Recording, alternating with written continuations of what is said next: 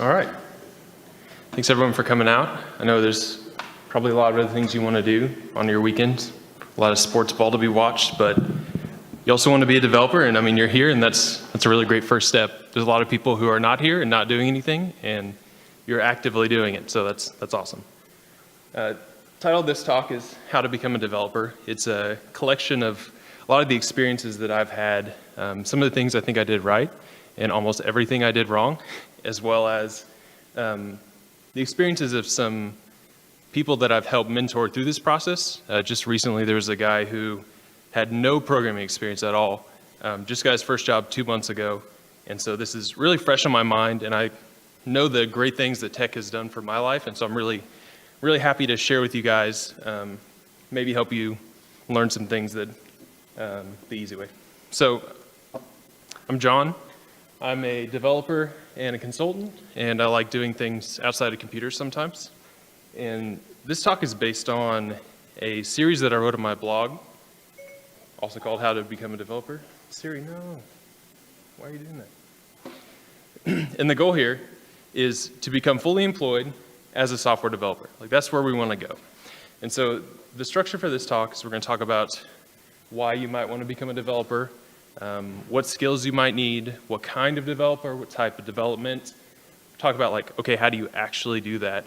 And also talk about how to get your first job, with a little bonus of how to be an outstanding junior developer. So I imagine you have some reasons why you want to become a developer, otherwise you wouldn't be here. And to me, there's really two groups, and I think there are practical reasons, I think there are personal reasons. I mean, the biggest practical one, just right up front, like, it pays pretty good. I mean, if you look up the median developer salary in your area, it's pretty good. And the rate at which you can increase that is probably higher than about any other field out there. Secondly, I think there's huge market potential still to be had for development. I mean, everything has programming in it. You can tweet from your fridge if that's a thing that you would want to do. And so programming has given us such incredible scale and efficiency in business, like, it's here to stay. And while there may be some type of super AI that can program itself and take over the world, I mean, somebody's got to make that. Might as well be you. Why not?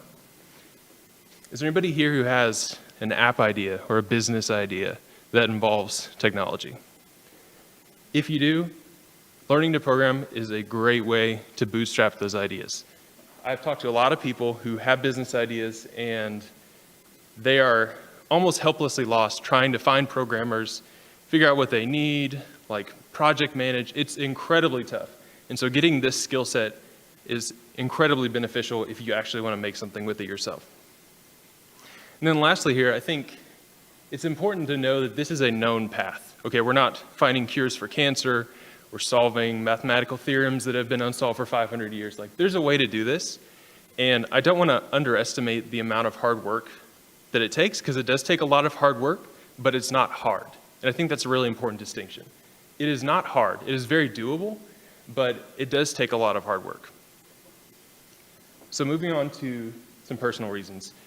I think some people are surprised when they start programming because they do it for all those practical things, and then they find that they really just love it for what it is. And one of those reasons, I think, is that programming to me is pure creation. And if you have a creative itch, it will scratch that itch. A lot of people think about, creativity is art or music or dance or something like that. But to me, creativity is anything where you have made something that was no longer there, or that was not there before you started. There's this tweet going around recently by a conference that said, what 5 words best describe programming? And I really like Ryan's answer here: making invisible robots from words. Like, when you program things, you're commanding bits of matter to do stuff based on secret keywords that you type on your computer. Like, that's kind of crazy if you think about, like, what actually happens when you program something. To me, I also like programming because it's a domainless tool. Programming is a very good tool, and it's great at what it does, but you can like programming and at the same time not do it for programming. Like, if you like cats or you like music, you can apply programming to those things. So real quick, let's talk about some reasons why you may not want to become a developer. And to me, you don't like computers. Notice I didn't say you were not good at computers. I said you do not like them. You don't like desk jobs? Sitting at a desk sucks. I mean, it's awful for your health, and it can start to be kind of painful over time. And also, if you don't like learning new things, programming is not for you. The world of programming adapts so quickly and changes so fast. If you're not learning, you're going to get left behind. Now, there's a notable exclusion there, I think. Some of you might be thinking, oh, I'm not good at math, or I'm not smart. And these are just silly things we tell ourselves based on a teacher we had in high school or an experience we had. This is just not true. Like, you don't have to be smart. You are smart enough. You don't have to be good at math. There's really not that much math in programming. Okay, so moving on to what skills do we need? You might be surprised that I only put one thing in this list. And to me, that is pure and utter determination. Like, you have to know that you're going to beat this little piece of metal, and it may kick you down a couple times, but in the end, you're going to triumph and learn this, and you can do it. That's all you need. So when I started in programming, it was the first day of my freshman year in college, in the computer science program, and I had done no programming, had absolutely no idea. And it kicked my butt continually. And it was awful, and I had no idea what I was doing. Every Tuesday we got a project. Every Tuesday I got depressed, and I felt like I couldn't find the help. I couldn't figure it out, but I kept going. And sophomore year, picked up a couple more things. Junior year, picked up a couple more things again. Felt like, okay, I've got some fundamentals. You know, I can make some programs. And so I finally graduated the program. I know some things. And I got my first job as a web developer.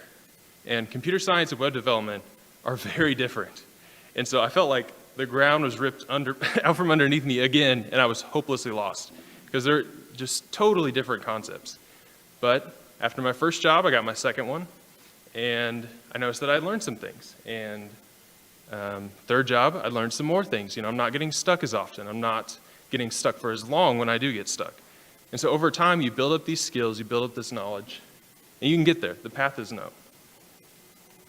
So skills you don't need: tech savviness, good at math and science, a computer science degree. I'm sure there are a lot of people to see that. If you have questions about that, we can talk about it after the talk, but you don't need a computer science degree. I had a friend of mine who gave me an analogy that I really liked, and he talked about being a welder versus a material scientist. And to me, programming is like being a welder. You have tools, it's a skill and a craft that you learn how to do. Now, if you want a computer science degree, I relate that more to material science. You're discovering new materials. You're worried about the theory of how things work. Now, would a material science degree help you as a welder? Probably, but it's not required. And so if that's something that interests you, go for that degree. But it's not a prerequisite. Again, it's not hard, but it takes a lot of hard work. There's this blog that I found that said, "This is why learning Rails is hard." And they had this mind map of skills you have to pick up. And that's kind of daunting, and I don't show you that to freak you out. But there's a lot of things there. But the thing is, you don't start eating the whole elephant. You do it one bite at a time. And so you pick up the first node, maybe on each of those things. Then maybe you get the second one and the third. And over time, you build up this really impressive knowledge of skills, because the web is continually evolving, and there's much more to learn than there was 5-10 years ago. So let's talk about what kind of developer we want to be. Development is kind of like music, in that music has genres and instruments. You might, if you wanted to be a musician, you'd say, I want to be an electric guitarist in a rock band, or I want to play bass in a jazz trio. And development has very similar things. Just like music has genres, programming has types of applications. And before somebody gets really angry in the chat, this is a simplified view. There's probably more things I left out, but just for our sake of conversation, I put them in these 4 groups. The first one I'm calling websites. And this term might confuse you, but to me, this is what a website is. You can actually go to this link, it's still up. It's just like you would have a filing cabinet with physical drawers. A website is just virtual documents with links to flip the pages. Now, we kind of colloquially use this term for things like this, which I'm calling web apps. So Facebook, Gmail, Slack. And web apps are things that are interactive. So you have an account. You're submitting data. The data you get back is contextualized to you specifically. Next, we have native apps. You know what these are. This is your Slack client. For your desktop, these are the things on your phone. And the fourth one I'm just calling generic Internet of Things. This is more the like device sensory kind of communication stuff. So out of all of these, you want to make web apps. And the reason you want to do this is because web apps are really at the core of all these other things. The skills you pick up making a web app will either directly or indirectly transfer to whatever you're doing. If you want to make a mobile app, that data is coming from somewhere. It's coming from an API, it's coming from a web app. You want to do Internet of Things, that's like all APIs, like things talking to each other. So web apps is an amazing place to start. Don't make websites. Websites are dead, and you don't want to do that. Okay, so what kind of development do we want to do? In this, I've broken it kind of into two categories. First one is the front end. This is the thing that you interact with. This is the presentation layer. It's the thing that takes the data and then makes it in a human, readable, workable way. And so a front-end developer is concerned with things like, how does it look? How does it feel? How do you interact with it? You probably use technologies like HTML, CSS, JS, React, Angular, Ember. In contrast to that, we have the back end. And for this slide, I Googled back-end cloud architecture, and this was the first image I got, which is perfect, but I love especially on the side how it says the back end goes to the front end through internet connection. Just take that in. Okay, but seriously, the back end powers the front end. This is stuff like servers, network requests, databases. You're dealing with things like how do you store and retrieve data properly? How do you authenticate users? You use something maybe like Ruby, Python, Rails, Node. And so do you want to be front end or back end? That's a good question. The answer is yes. You want to be what we call full stack. By learning this incredible breadth of skills, you'll have everything you need to specialize in whatever you end up wanting to do. If you saw Ryan's talk a couple weeks ago in an interview and he talked about T-shaped people, you want to build the top of your T. You want to have exposure to this wide variety of things. And over time, you'll be like, I really like building reactive front ends, or I really like doing database stuff. And so you'll build the stem of your T and really start to specialize down in one particular area. Okay, that's enough theory. You guys want to know how do I actually do this? So let's talk about that. First thing you need to do is choose your tool. Now this can be kind of daunting. There are a lot of programming languages out there. There's a lot of information. But there really is not a bad choice, unless you didn't pick Bulbasaur, in which case you chose poorly. The thing is any experience is good experience when you start. There's kind of this weird phenomena with weightlifting where if somebody came to you and said, I want to raise my bench press. If you told them to go run every day a mile for 4 weeks, it would raise their bench press, which makes no sense. But when you're in such an unadapted state, any experience moves you towards where you want to go. So especially in the beginning, don't worry about it. Just pick something, do something. It will become clear how to move and pivot as you go along the way. Okay, but seriously, what language? Just tell me a language, please. Before I do that, I have to give you a disclaimer. So asking a programmer what language you should use is incredibly biased. Like people have chosen languages and based their entire career around these things. Okay, this is like asking, try not to offend people, somebody in a multi-level marketing scheme, like, which, should I use your competitor or the other one? Like, you're getting a pitch. You're getting a really strong pitch. You're signing up right there. Okay, so if you talk to somebody and they don't give you this disclaimer, you should not listen to this person. Like, they're obviously so biased they cannot see it. So with all that being said, you guys are all doing HTML, JavaScript, CSS. Keep it up. Those are great. You need those.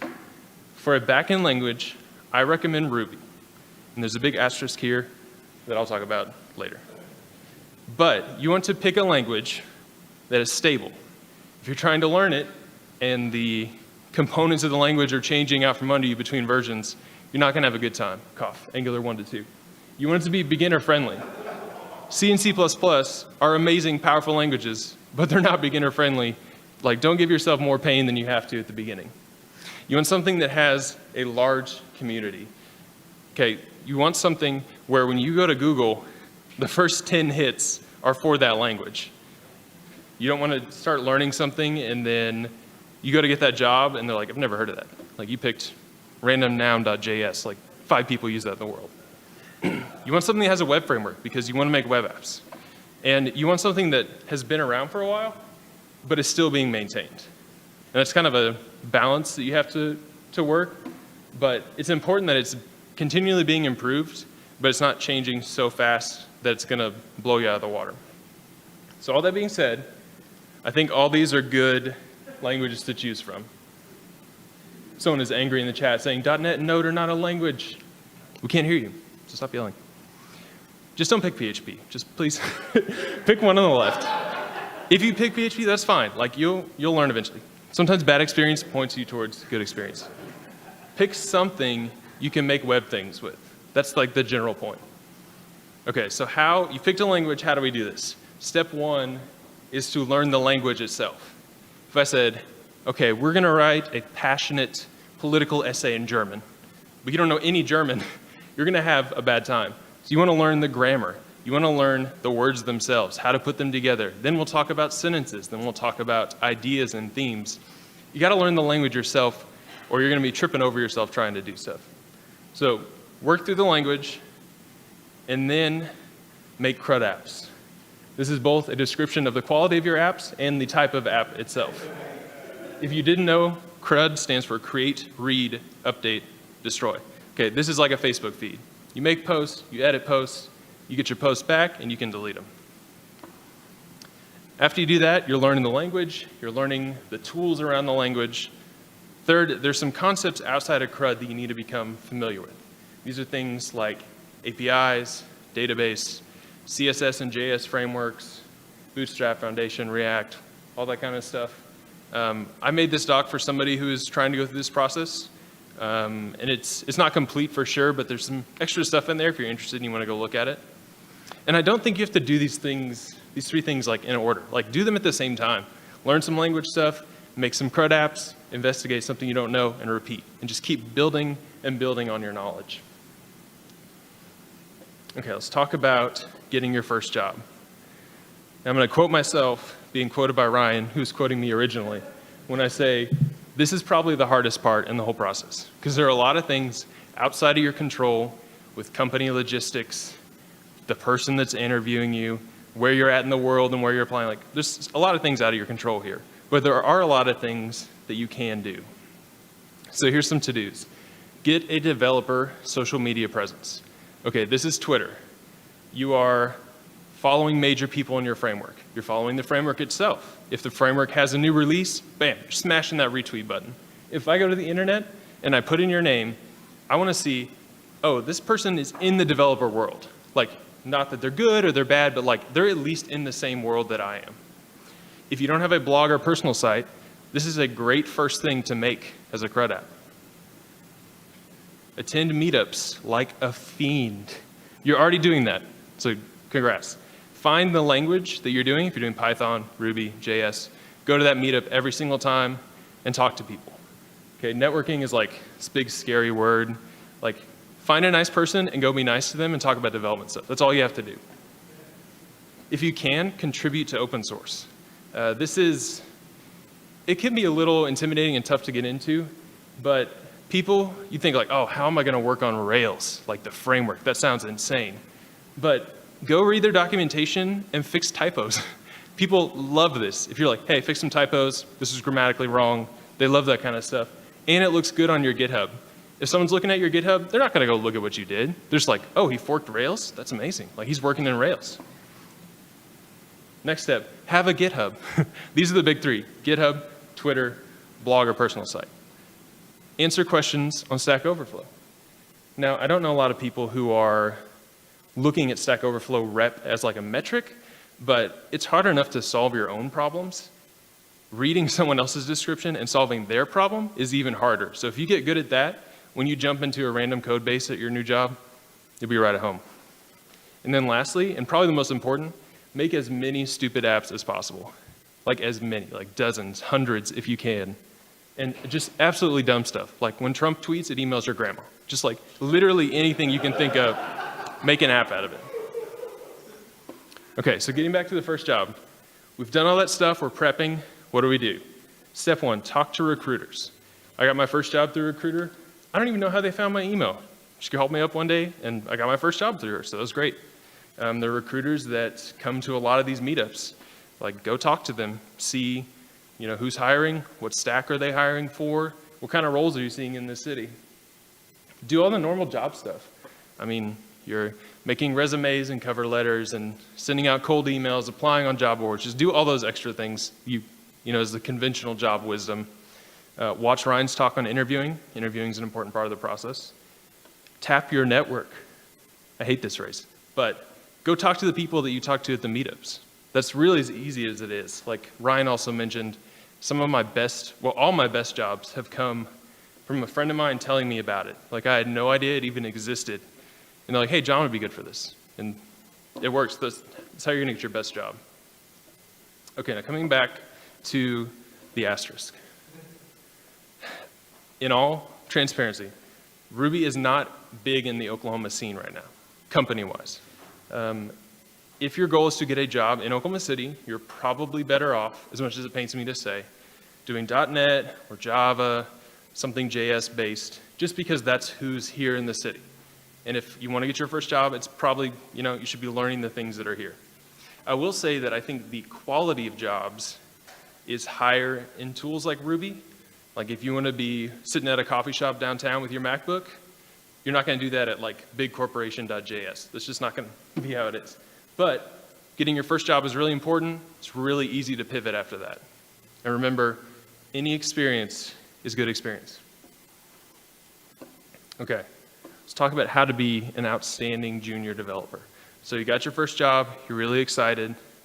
Step one, communicate really, really, really, really well. Communication covers a multitude of sins. You're probably going to be working with some senior developer or a boss who's trying to coach you along the way. Communicate really well with them. Does anybody remember this? We're going to do a little good idea, bad idea. For communication, it errored. The page won't load. I'm stuck. All these things require the person to ask you a question again to get more information. When you're communicating, try to give them all the information you have so they can immediately start on your problem. It'll save time and also help from frustrating both of you. So I made a little Mad Lib for us. It goes like this. I'm working on blank, but when I try blank, blank happens instead. I've tried blank, blank, and blank, and looked at blank and blank. Example of this. I'm working on the user password reset bug. When I try to generate a password reset link, the user's token is already empty. I've looked at where the token is set, and I can see the token in the database, but the token is missing on line X. If you send me this, I know what you're doing, I know what you've tried, I know where you're at, and like telling me, hey, it's on this line, we can jump right there and start working on the problem. The next thing is to hone your Google foo. You think you can Google, but you cannot. You will learn. Googling well is a skill as much as being able to write Ruby. Okay, sometimes you just want to paste that whole bad boy in there. Just copy, paste, bam, first hit. That works well. Now, you want to remove project-specific info. Google does not know what undefined function, who's that Pokemon, it's Pikachu is, except that I already Googled it to make the slide, so it does. So you want to remove that kind of stuff. Undefined function Ruby, much better results. Next, use a try timer. I've worked places where this is specifically said, and in other places where it's kind of up in the air, but this is the amount of time you work on something before you ask for help. This could be 15 minutes, 30 minutes, an hour, whatever it is. And you want to give it your best shot and try and figure it out before you ask for help. Now, the important thing is, let's say you hit a problem, you get help, you're frustrated, but you move on, and then bam, a new error. What the tendency is to go ask for help immediately again. But reset the timer, try it again, remember to relax, take breaks if you need to, because the important part is you learning how to solve your problems, not finishing the task at hand. Like when you finish task A, they'll give you task B. After task B is task C. Like that happens forever. So for you to really grow as a developer, you want to learn how to fix your own problems. A couple miscellaneous tips. Ask the duck. Has anyone heard of rubber duck debugging? This is common in the programming world. I don't remember the exact origin, but there's a boss or a professor who put a literal rubber duck on his desk, and before people could ask him questions, they had to walk up and audibly ask the duck the question. And what they found is that when they asked the duck the question, they figured out the answer. And there's something about saying your question out loud, organizing it in a cohesive way where you have to explain to someone else, it uses your brain in a different way and you usually figure it out. So before you ask for help, ask the duck. Like, if you need to literally do that, that would be great. If I was a developer trying to mentor you and I saw that you had a duck, like, I would love that. Next, take notes. If you figure something out, just keep a little file open. At my first job, I literally had stickies that I stuck to my monitor. If you figure out, oh, how do I add a new database column in a migration? Jot some notes down. You're going to be referring to these things a lot, and it's impressive to see that when I see somebody that has taken notes and is really trying to learn and remember versus someone who's just like, hey, how do I do this? And it's like, we've done this 6 times. Like, got to keep progressing. Lastly, fight imposter syndrome. If you don't know what this is this feeling that you'll experience at various points in your career where it seems like everyone else has it figured out, but you're faking it and you don't have it. And you could be feeling that right now, like, I'm not a developer, like, how do I do this? And this is absolute garbage. I love this picture because it shows that we all have different experiences and skills, and we overlap, but nobody just like completely bulldozes over you. Like, you have valuable experience, especially coming outside of the programming world, that you can bring to whatever you're doing. So lastly, I want to talk about closing the junior-senior gap. And a lot of people, when they think about these loose terms of junior and senior developer, they think, oh, the senior has all this knowledge, they have all this experience where they just know the answer. Like, if they see something, it's just boom, they know it. And that is true to an extent, like, you will gain knowledge. But the thing that really separates someone who's, I think, a great developer and a good one is that great developers have a problem-solving system. They have honed and polished this system to where, yes, they may get stuck, but they are so fast at figuring it out because they go straight to the problem, they research, they implement it, and it works. And so I'm going to give you 5 debugging tips. You can use this from day 1 all the way throughout your career. Number 1, when you run into a problem, don't thrash your code. Most people, when they run into a problem, they just go crazy changing stuff. And you introduce like 5 new problems on top of the problem you already have. So don't thrash your code, use your system. Number 2, read the error message. Okay, no, but actually read it. I've seen a lot of people, they're just like, oh no, that's garbage, like computer barf, not gonna read it. Like, that is computer barf. And part of that is just like nonsense. But part of this is vitally helpful. It tells you what the error is and the exact file and line that it happened. So instead of just going crazy in your code, go straight to that line. It will save you so much time. Next, don't waste time on the impossible, or at least the improbable. There is a chance, although it is extremely low, that you will run into a core framework or language bug, or a browser bug, or an OS level bug. But the chances are you did something wrong. So I see a lot of people who, they're like, well, I set this thing to true, but it's still false, but I set it to true. And their mind is just like blown, like, how could it not be true? And so instead of saying, how could this not be true, say, how could this not be true, thinking emoji. Like, engage your brain and start to work through the system of like, okay, it's not true, accepted, how do I make it true? This next tip, if you took anything away, you could take one thing, this would be it. When in doubt, print more out. I do this every single day. Print stuff in your code. This shows you line by line what's happening, what's the data coming in, what's the data going out. Countless times, somebody will be like, oh, it just doesn't work, doesn't work, doesn't work. I'm like, okay, print the first line of your function. And they're like, oh, it's not being called. It's like, you spend so much time and it's like your function's not even being called. So like, see exactly where you are, what's the data going in, what's the data going out. This will drastically speed up what you're doing. Okay, lastly, take it one step at a time. Even to this day, if I'm going to implement, say, a new feature in a web app, I will set up the route and the template and print the word hi to myself. And I will see that I can see the word hi on the screen before I do anything else. There's this tendency to like just going crazy in the code. I did this in school all the time. I'd get a project and 3 hours just going hard. But like, all right, time to run. Fails. It's like, well, what did I expect? I typed for 3 hours and didn't check anything. Take it one step at a time and print it out. Trust me, print it out. So to wrap up, I know I've thrown a lot of things at you, but I hope there's some direction and some belief you can get that you can do this. Lots of people have done it. I did it and struggled terribly. Hopefully you can learn from my mistakes.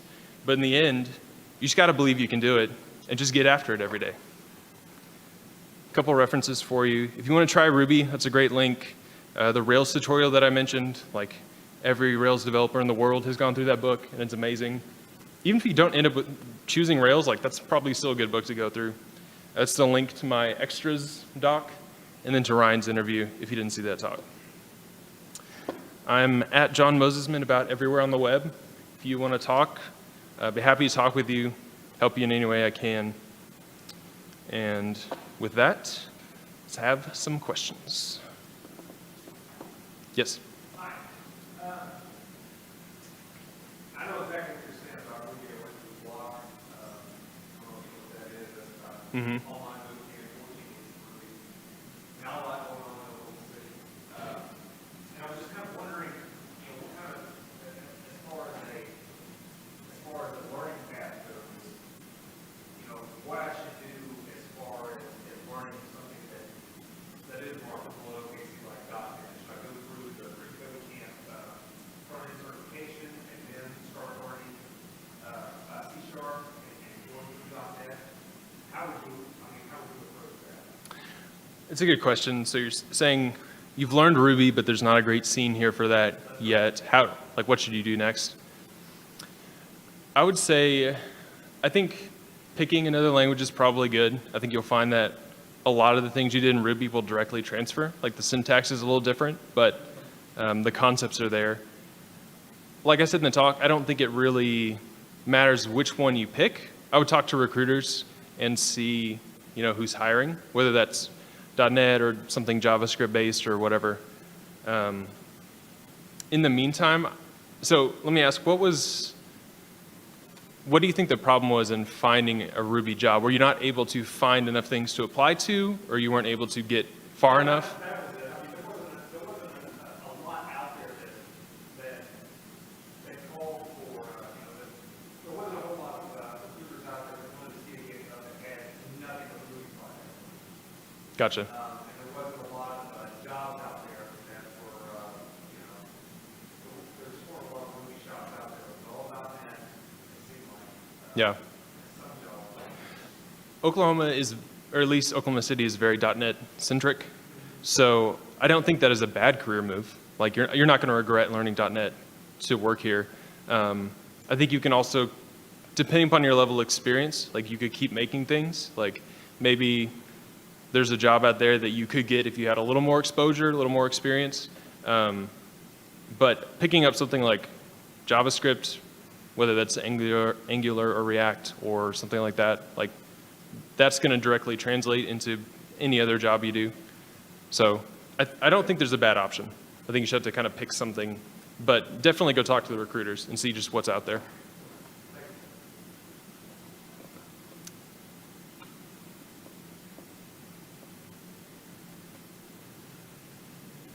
Anyone else? Yes? So when do you know that you're ready? Ready for the first job or? Oops. I don't think you ever hit a point where you're like, yeah, now I'm ready. I think it's just about continually growing, and over time, like things will line up. Because the job thing is tough because like I said, there's so many things outside of your control. I think you just have to, it's kind of like when people say, how's that quote go? The hardworking people are always lucky or something like that. It's like, like, oh, they got such a big break, but it's like, really, they were just, on their grind for like 2 years, and they were just getting after it. And so it's like, oh, they got this amazing thing. I think there's definitely kind of a checklist of like, can I make CRUD apps? Do I know what APIs are? Have I made them? Can I do some SQL stuff? Have I used all the major JavaScript, CSS frameworks? There's some checkboxes like that, but I really think it's just about continuing to grow until something lines up. Or on the other kind of flip side is, And it sounds bad, but like the stronger your network is, the more people you know. Like if I know you really well and I'm working in a place where it's like, hey, we could really, we could take on another developer right now, like those people are going to be at the top of my list to pull in. Yes. Like you were saying, the difference between developing web apps and Mm-hmm. computer science. Have you ever had to use your favorite version in a web app? The question is, it's a good question. Have I ever, based on my computer science background, basically have I ever like directly used that in a job? I got so close to using it. I'm dead serious. One time, I got so close. I was like, yes, I got this. I don't even remember what it was. And then I was like, actually, there's a better way to do this. And I scrapped it. So like, the answer is basically no. You want to go work for Amazon, Google, Facebook, where they're solving like crazy problems? Yeah, you probably need computer science. But the average programming gig, no. Honestly, you don't. Well, you can use it for them. Yeah, so like you asked specifically, have you ever used recursion? And it's like, I mean, like you said, recursion and loops can generally be kind of interchanged. But so here's another great thing that I should mention. There's so many resources online now. I think Stanford has an online class where they put their CS class online. And so if you need to learn about, you don't need to learn about those things. But if you're like, oh, I don't really understand recursion, there's tons of stuff online to go see. And there's also a book, it costs money, but it's called The Imposter Handbook. It's by a guy named Rob Connery who basically breaks down all the important CS concepts. How do you make state machines and how do compilers work and all this kind of stuff, which is really not, like I said, very applicable. But if that is interesting to you, like go get that book and work through it. I think the big overall point is there's a lot of resources out there that weren't there 5 years ago, definitely weren't there 10 years ago, to where like just the time and money it takes to go through that degree, it's not the fastest path to get where you want to go if you want to do development. I guess is the overall point. Good question.